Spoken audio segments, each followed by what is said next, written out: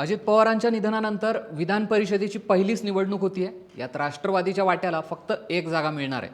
यामुळे या एकमेव असलेल्या जागेसाठी जोरदार रस्सीखेच सुरू आहे। यामुळे सुनेत्रा पवार इथून नेमकं उमेदवारी कुणाला देणार हा मोठा सस्पेन्स आहे। यासाठी नेमकी कोणती नावं चर्चेत आहेत तेच तुम्हाला या व्हिडिओतून सांगतो। जर पुण्यातून विचार केला तर माजी आमदार सुनील टिंगरे यांचं नाव चर्चेत आहे। यंदाच्या विधानसभेत त्यांचा पराभव झाला होता। त्यांचे विरोधी असणारे वडगाव शिरीचे आमदार बापूसाहेब पठारे हे शरद पवार गटाचे आमदार असले तरी त्यांची जवळीक ही भाजपसोबत असल्याचं दिसून येतंय। त्यामुळे या मतदारसंघात सुनील टिंगरे यांना ताकद देण्यासाठी त्यांना संधी मिळू शकते अशी चर्चा आहे। अजितदादांच्या निधनानंतर पुण्यात राष्ट्रवादीची संघटनात्मक ताकद कमी होत असल्याची चर्चा आहे। कधी काळी पुणे हा पुण्यात राष्ट्रवादीचा दबदबा होता, पण महापालिका निवडणुकीत राष्ट्रवादीला पाहिजे तसं यश मिळालं नाही। त्यामुळे इथे होल्ड ठेवण्यासाठी स्थानिक नेत्याला विधान परिषदेत संधी देत पक्षाची ताकद वाढवण्याची रणनीती सुनेत्रा पवारांकडून आखली जाऊ शकते अशी चर्चा आहे। जर पिंपरी चिंचवडबद्दलच बोलायचं झालं तर बदलत्या राजकीय समीकरणांमुळे राष्ट्रवादीचा हा बालेकिल्ला आता ढासळलाय। महापालिका निवडणुकीत अजितदादांनी पिंपरी चिंचवडमध्ये स्वतः लक्ष दिलं होतं, पण पाहिजे तसं यश मिळालं नाही। त्यामुळे इथे भाजपची वाढणारी ताकद पाहता विधान परिषदेसाठी इथल्या नेत्यांच्या नावाचाही विचार होऊ शकतो। यामध्ये योगेश बहल, नाना काटे, अजित गव्हाणे या नावांची चर्चा आहे। तर दुसरीकडे प्रदेश अध्यक्ष सुनील तटकरे यांचाही गट तयार होत असल्याची दबक्या आवाजात चर्चा आहे। या गटातल्या काही नेत्यांची नावंही उमेदवारीसाठी चर्चेत आहेत।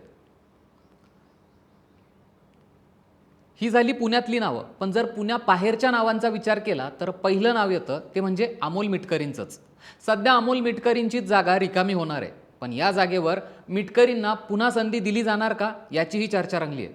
अजितदादांचे लाडके आमदार अशी त्यांची ओळख होती, पण अजित पवार यांच्या निधनानंतर त्यांनी शरद पवारांच्या राष्ट्रवादीशी मिळतीजुळती भूमिका घेतली। त्यामुळे त्यांच्यावर काही वरिष्ठ नेत्यांची नाराजी आहे अशीही चर्चा आहे। दुसरीकडे नेते उमेश पाटील यांचंही नाव चर्चेत आहे। गेल्या निवडणुकीत शेवटच्या क्षणी संजय खोडके यांच्या नावाची घोषणा करण्यात आली होती, त्यामुळे त्यांची संधी हुकली होती।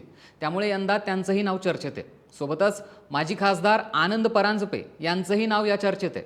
दुसरीकडे मराठवाड्यातले धाराशिव जिल्ह्यातले नेते आणि अजितदादांचे निकटवर्तीय म्हणून ओळखले जाणारे सुरेशदाजी बिराजदार यांचंही नाव चर्चेत आहे। 2 वर्षांपूर्वी झालेल्या लोकसभा निवडणुकीवेळी त्यांनी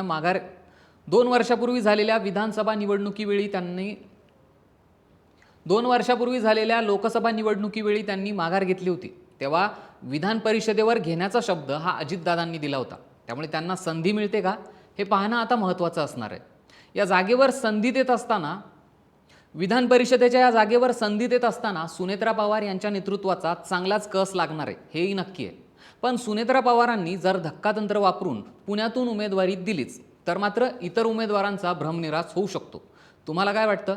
सुनेत्रा पवार नेमकं उमेदवारी कुणाला देणार? कमेंट करून नक्की सांगा। आणि असेच व्हिडिओ पाहिजे असतील तर सरकारनामाला सबस्क्राईब करायला विसरू नका।